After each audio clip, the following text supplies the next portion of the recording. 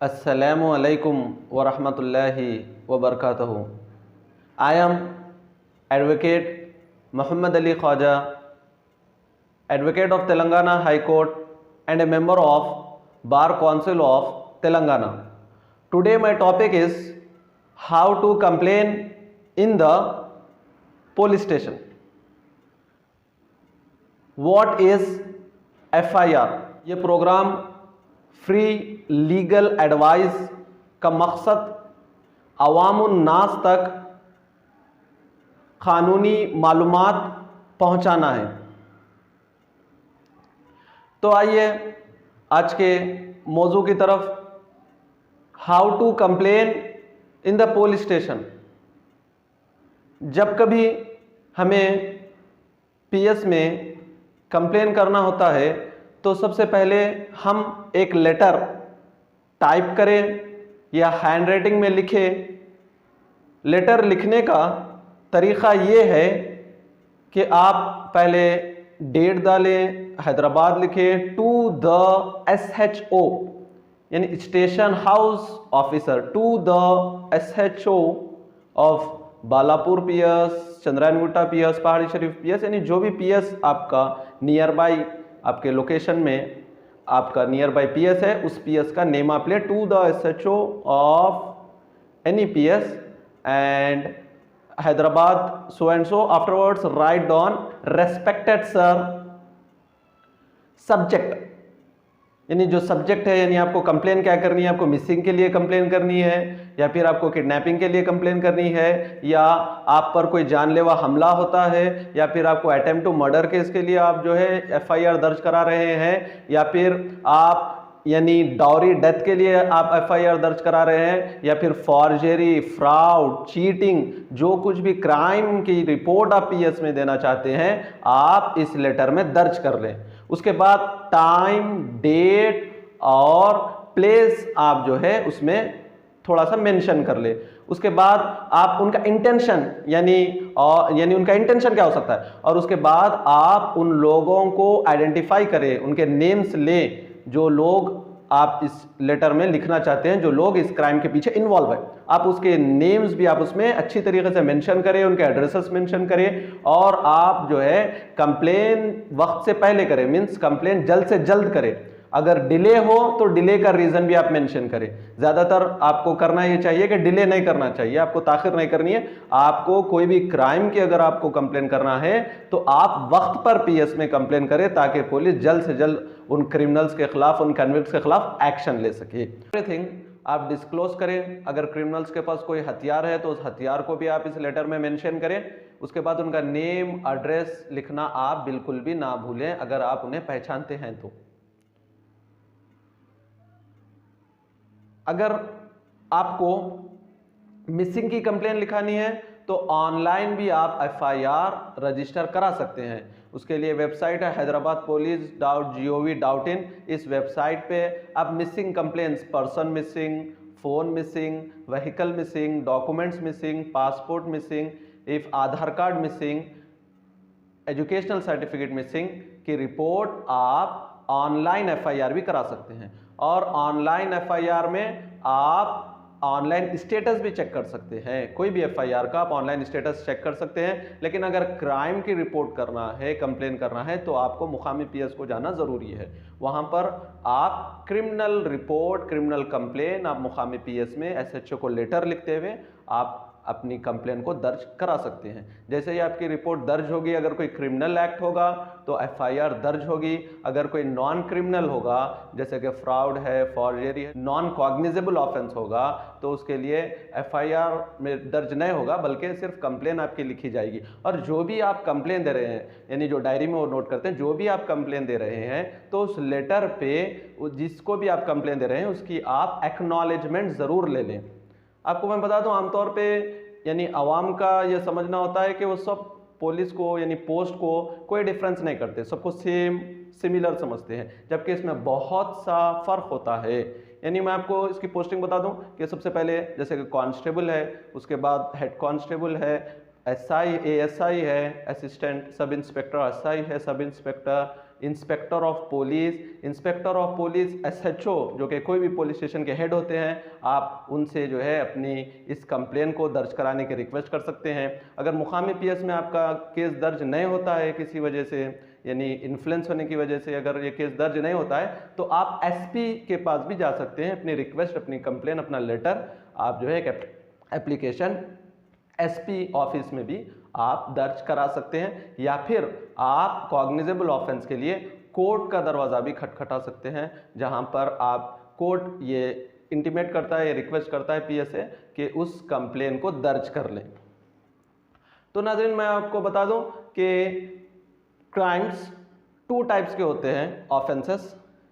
एक होता है कॉग्निजेबल ऑफेंस और दूसरा होता है non cognizable offence. Cognizable offence according to the section 154 of CRPC, police can arrest without warrant in cognizable offense, and police can start the investigation without the permission of the court. तो देखिए, cognizable offence में police without warrant के भी arrest कर सकती है according to the section 154, और without court की परमिशन के यानी इन्वेस्टिगेशन भी स्टार्ट कर सकती है। कॉग्निजेबल ऑफेंस क्या है? जैसे कि सेक्शन 302 है, यानी मर्डर है, डॉरी डेथ है, किडनैपिंग है, ये कॉग्निजेबल ऑफेंस है, नॉन बेलेबल ऑफेंस है, यानी इसमें कन्विक्ट को, ये सीरियस हीनियस क्राइम है, इसमें जो है कन्विक्ट को बचना नामुमकिन है। जो कि कॉग्निजेबल ऑफेंस होता है, उसमें विदाउट वारंट के भी पुलिस अरेस्ट कर सकती है। और जो दूसरा है वो है non cognizable offence. Non cognizable offences जैसे कि फॉर्जरी है, फ्रॉड है, चीटिंग है, ये नॉन कॉग्निजेबल ऑफेंस है। नॉन कॉग्निजेबल ऑफेंस के लिए पुलिस को अरेस्ट वारंट लाना जरूरी होता है अरेस्ट करने के लिए, और साथ ही साथ विदाउट परमिशन के पुलिस इन्वेस्टिगेशन स्टार्ट नहीं कर सकती। तो मैं आपको बता दूं कि अगर कॉग्निजेबल ऑफेंस है तो आप यानी आपके लिए सेशन कोर्ट में जो है इसका क्रिमिनल कोर्ट में इसके नेक्स्ट इसके बारे में हियरिंग्स होंगे, यानी उसमें जो है पेश किया जाएगा मजिस्ट्रेट के पास। अब उसके बाद देखिए, आप जो नॉन कॉग्निजेबल ऑफेंस होता है, नॉन कॉग्निजेबल ऑफेंस के लिए अगर पुलिस अरेस्ट करती है तो कन्विक्ट यानी अगर क्रिमिनल या फिर क्रिमिनल ना भी हो, अगर आम सिर्फ एक्यूज्ड हो, तो एक्यूज्ड को चाहिए कि वो अरेस्ट वारंट पुलिस से तलब करे, यानी अरेस्ट वारंट बताते हुए पुलिस को चाहिए कि उसे अरेस्ट करे। विदाउट अरेस्ट वारंट के नॉन कॉग्निजेबल ऑफेंस में यानी सेक्शन 4(1)D कहता है कि विदाउट वारंट के अरेस्ट नहीं किया जा सकता। आप अरेस्ट वारंट पूछ सकते हैं और आप एडवोकेट डिमांड कर सकते हैं, यानी आप अपने एडवोकेट को फोन कर सकते हैं। और पुलिस की जिम्मेदारी ये है कि 12 आवर्स से बिफोर आपके फैमिली मेंबर को इन्फॉर्म कर दे आपकी अरेस्ट के बारे में, और 24 आवर्स से पहले मजिस्ट्रेट के सामने प्रोड्यूस कर दे, मजिस्ट्रेट के सामने आपको पेश कर दे 24 घंटे के अंदर। अगर ऐसा नहीं होता है तो उनके फैमिली मेंबर्स को चाहिए कि SP के पास अपील करें, SP के पास आप रिक्वेस्ट करें कि जो है यानी इनको 24 आवर से बिफोर मजिस्ट्रेट के सामने नहीं पेश किया गया है। सेक्शन 155 नॉन कॉग्निजेबल ऑफेंस के बारे में बताता है CRPC। अब देखिए, जो कॉग्निजेबल ऑफेंस होता है, नॉन बेलेबल ऑफेंस होता है, उसमें जो उसका ट्रायल चलता है यानी चार्जशीट बनती है, 90 डेज का टाइम होता है चार्जशीट बनने के लिए, तो इससे कैसा बचा जा सकता है, यानी इसके लिए क्या क्या जो है सकता है। एंटीसिपेटरी बेल भी हासिल की जा सकती है सम केसेस में, हर केस में एंटीसिपेटरी बेल हासिल नहीं होती। तो नॉन कॉग्निजेबल ऑफेंस में बेलेबल ऑफेंस है ये, यानी यहाँ पर इसकी जो इम्प्रिजनमेंट होती है, जो सज़ा होती है, वो कम होती है अगर हम कंपेयर करेंगे कॉग्निजेबल ऑफेंस में। कॉग्निजेबल ऑफेंस एक हीनियस क्राइम है, इससे बचना नामुमकिन है, यानी इसके लिए इम्प्रिजनमेंट बहुत लेंथी है और इसके लिए बहुत मुश्किल है मुजरिम का कॉग्निजेबल ऑफेंस में बचना।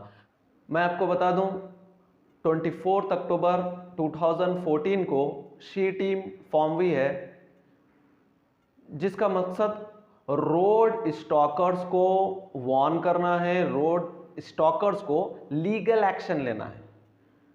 तो हम देखते हैं जो वर्किंग वुमेन्स होते हैं, जो कॉलेजेस और यूनिवर्सिटीज़ में स्टडी करने वाले स्टूडेंट्स होते हैं, उन्हें इस किस्म का ख़तरा लाहक होता है, वो सुरक्षित नहीं रहते।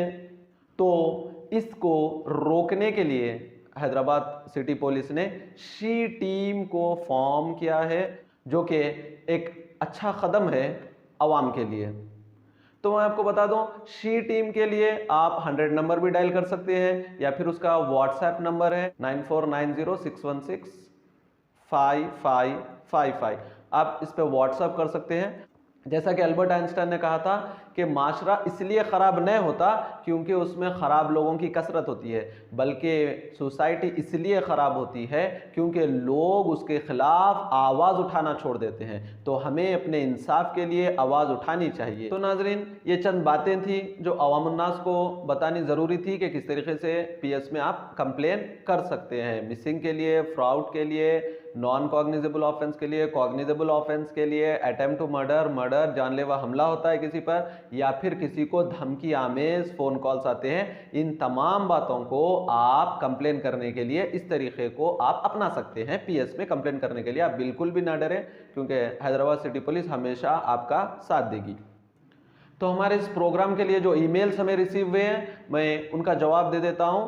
तो मोहम्मद अरशद टोली चौकी से, जिन्होंने अपने प्रॉपर्टी के डॉक्यूमेंट्स सेंड किए हैं मेल के ज़रिए से, वो तमाम डॉक्यूमेंट्स आपके वेरीफाई हो चुके हैं। आपका टाइटल चेक हुआ है, आपका EC चेक हुआ है, म्यूटेशन चेक हुआ है, ये तमाम चीज़ें करेक्ट है और इनकम्बरेंस इसका निकाला गया है, सर्वे नंबर चेक किया गया है, आपका plot number, everything mutation previous owner के नाम पर ही है। आपको कोई खतरा नहीं है इस प्रॉपर्टी को खरीदने के लिए। आप रेट नेगोशिएट कर सकते हो और इस प्रॉपर्टी को खरीदने के लिए आप आगे बढ़ सकते हैं। साथ ही साथ आपको यह भी सलाह दी जाती है कि आप जो इसके लिंक डॉक्यूमेंट्स है, जो ओरिजिनल लिंक डॉक्यूमेंट्स, वो भी आप हासिल करें, उसको भी आप एक मर्तबा देख लें। ओरिजिनल लिंक डॉक्यूमेंट्स देखने के बाद आप ज़रूर ब-ज़रूर इस प्रॉपर्टी को खरीद सकते हैं।